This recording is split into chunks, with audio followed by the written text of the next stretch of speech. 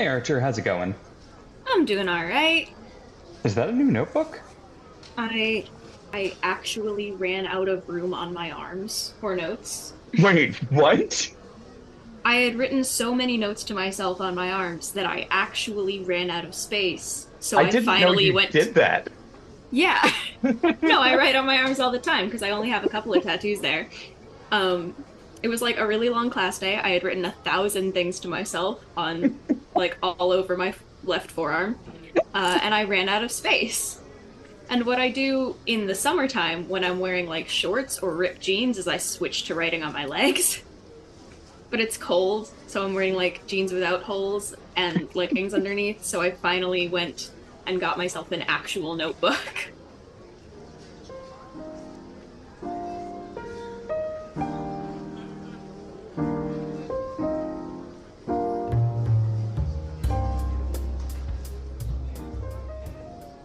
Any personal projects you got brewing, or is it all just stuff for school at the moment?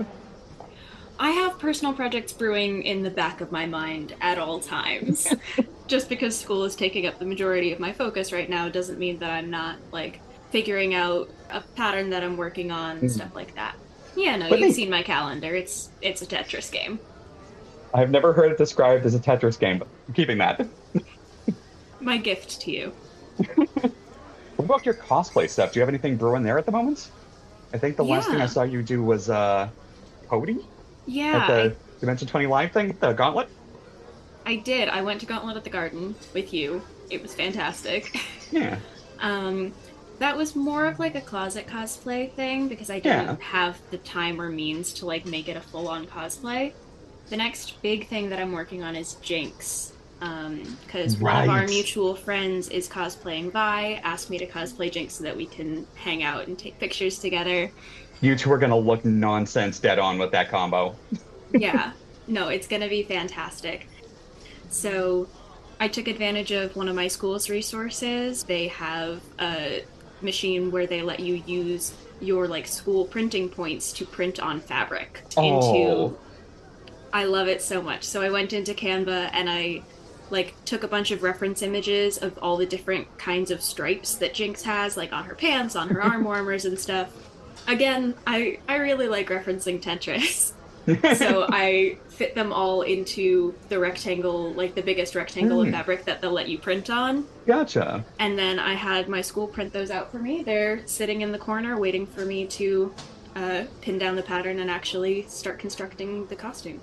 That's an amazingly economical. I mean, both with using the resources of school, but also fitting multiple patterns onto one fabric sheet, yard. I don't know what to call it. Sheet works. Yeah, no, it was a very fun challenge to, before I had even printed out the paper pattern, measure exactly how much like down to a centimeter, exactly how much fabric I would need for each pattern piece, and figure out how much I could print on each one. That's brilliant. I mean, I kind of handle my uh, illustration prints for cons the same way, where I just print everything on big blocks of 11 by 17 paper and then chop it down to what it is. So it'll often be like 1 8 by 10 and then a bunch of 5 by 7s jammed in, and then I just slice them up because it's Yeah, cheaper and it's more effective. and using the paper guillotine is fun. Yeah, it is. Although I have definitely scared my roommates, and just like they hear the slicing noise and like, what is going on? He's taking down the bourgeoisie. That's next week. Where am I gonna be looking for the photos? Well, your friend will hopefully be taking them, so you can find the raw images on Vinny's camera, but Oh, actual nice. photos will be posted on my cosplay Instagram, which I'm hoping to get back up and running. Is that the I, cause and effect one? yeah, on Instagram it's at cos_and.effect because the one with periods in between cause and was taken. So yeah, the idea is to get my cosplay Instagram back up and running. It's been maybe a year since I posted anything because the whole social media side of being a cosplayer got a bit much. And Yeah, since I don't really have the means to cosplay regularly outside of cons or the like space setup to take good photos on my own, especially in the wintertime when I don't want to like set up a tripod in the park or anything. Uh, I fell out of the whole habit of posting photos, but I'm gonna go back. It's gonna be great. It's gonna be fun, and I'm not gonna put too much pressure on myself about it, is the important thing. No, the second you start stressing yourself out with something that is supposed to be for fun, complete that sentence. Yeah, life as a creative, never, never did run smooth. Are you still in the middle of classes and everything? So I'm taking a bunch of more like classics and folklore based classes, and that's going to help me prep for the actual costume work that I'm doing in the future. Are you tying the folklore aspects into the way you handle costuming? Is that the goal? Yeah, one of the things that I love most about costuming is that it's the first thing an audience usually gets about a piece of theater. So if a costume looks a certain way, especially when a story has a lot to do with like the history of what's being told, the costumes can give you a really good insight into that history before anybody's even spoken. Oh yeah, no, like the '90s Romeo and Juliet movie with DiCaprio, where they sort of took the dialogue as is, but then updated the visuals with modern clothing, and I think swapped out the swords for a gun that was brand named sword. Yeah, That's kind of neat. Nice way to like prime the audience without having to do an expositional dump at the beginning. yeah. So, how are you?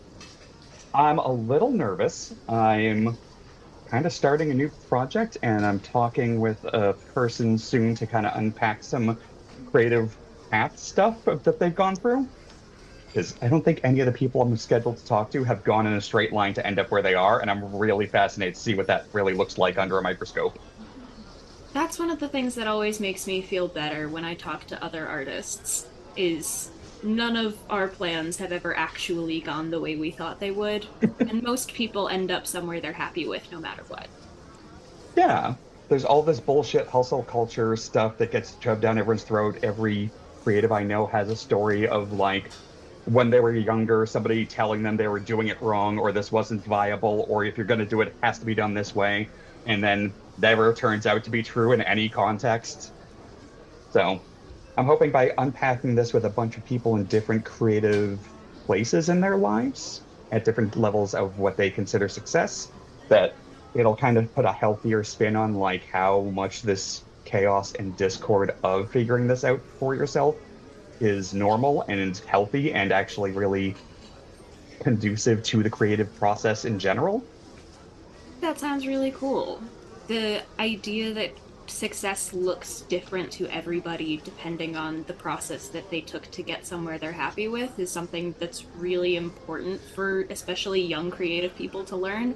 And I don't think there's that much focus on it, especially with the need for everything to make money, everything to be productive, everything to be Yeah. pushing towards some larger goal rather than finding something that you like to do.